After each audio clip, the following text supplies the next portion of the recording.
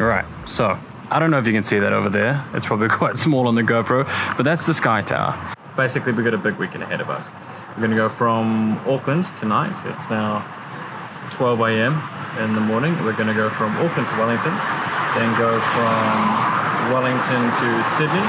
We have 5 hours in Sydney to organise a couple of things. Then we're moving from Sydney to Rarotonga. And then we have a wedding to go to and a couple of things that I've organised. And then from Rarotonga to Auckland. Then we're picking up the car from Auckland and driving from Auckland back down to Wellington. Then we're starting work in the same day. Should be fun. Should be alright. If they're travelling by yourself. Now the reason for this roundabout way of getting there is because I had just gone to a seminar in Auckland hosted by David Attenborough, and I wasn't about to miss that for the world.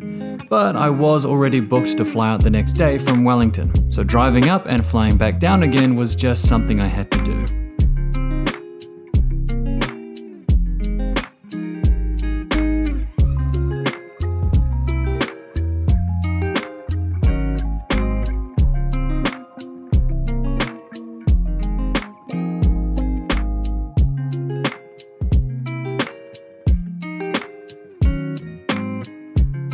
Now after almost 24 hours of plane hopping and delays, I'd finally made it. Very soon after that, I was given a flower necklace, or lei, and pretty much pushed into a taxi. It seems the airport here just turns on whenever a plane lands, and then as soon as it empties, it goes back to sleep. It's a very quick turnaround. The taxi ride itself was a not so cool $20 though, but it takes you all the way to the door of wherever you need to go, and at this point I was pretty desperate for a shower, so I just went with it.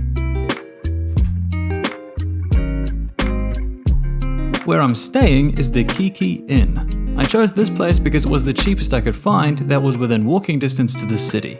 So it worked out at around $50 New Zealand a night.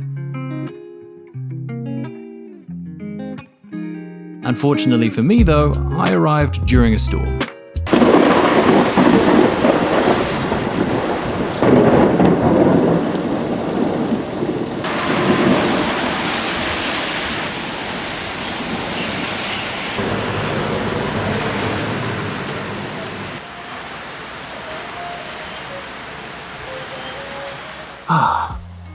Alright, so I've made it to Rarotonga. It's beautiful, it's hot, it's humid, and it's been raining for 3 days.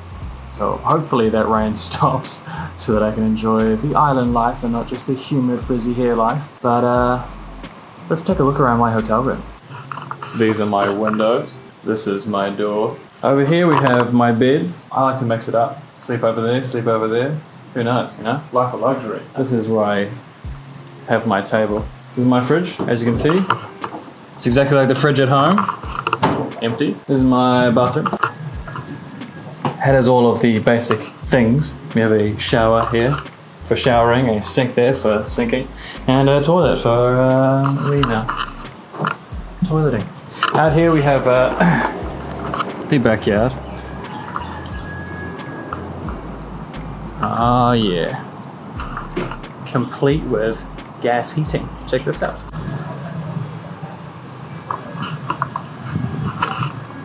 It's a gas bottle.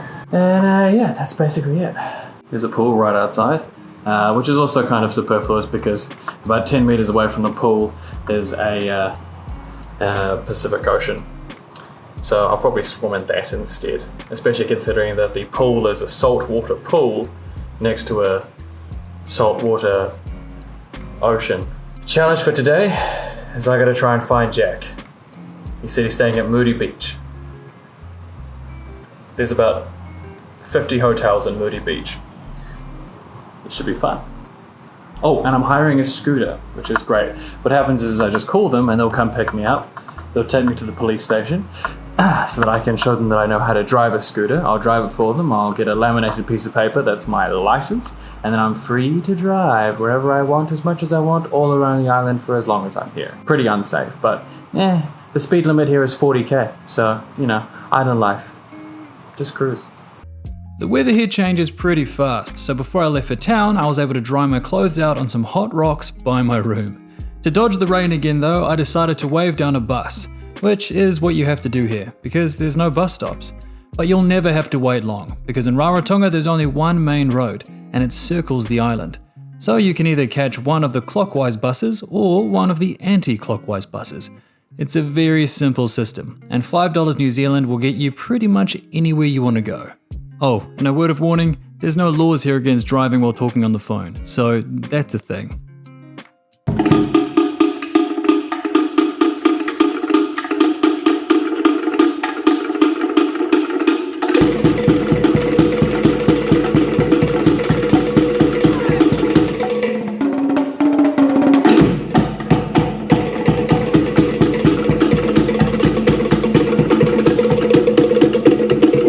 The market in the city centre has live performances and acts almost every day, but never on a Sunday.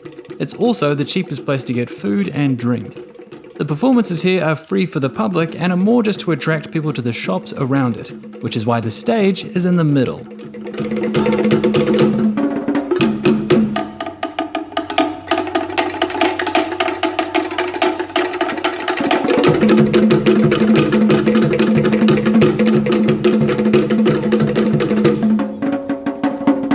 Now, I knew that Rarotonga used New Zealand currency, so it wasn't going to be as cheap as other Pacific Islands.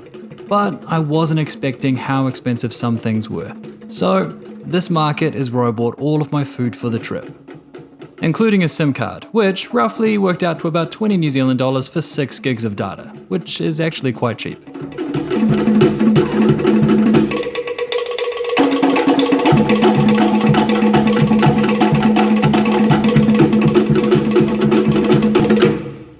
Okay, so I wasn't allowed to film the next part, but basically I went to the police station to get a license. After passing my written test, it was time to do a performance test, which is just driving around a couple of cones and parking, that kind of thing. What I didn't know though, was I needed to bring my own scooter to do this. So I ran across the road to ask the hire place if I could borrow a scooter to sit my lesson. Not surprisingly, they said I can't hire a scooter without a license. And then I said, but I can't get a license without a scooter. But that didn't really get me anywhere. So I ran back across the road to tell the police officer, and then he just smiled at me, wrote me a note on the back of some receipt paper, and then said, take this to them. So, like a child, I did as I was told, and I ran back across the road, showed the hire people, and they gave me a scooter, which I then, without a license, drove back to the police station to meet the officer. And by this time it had started to rain, which the officer wasn't so keen on. So he called me inside the building, pointed at the rain, then looked at me, ticked all the boxes on the assessment sheet, handed me my license, looked me in the eye and said, "Do you understand?" To which, even though I didn't, I said yes, yeah, sure, I totally understand. As far as I can tell though, basically the officer didn't want to assess me because he didn't want to stand in the rain. So instead, I just got my license early and I was on my way. But allow me to show you the license.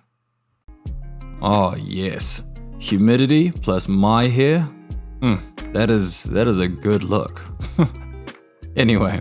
The cop also mentioned that I wasn't meant to let anyone else drive the scooter, so I definitely didn't do that straight away just a few blocks down. This is the gayest thing we've ever done. Oh yeah. Started up the boost.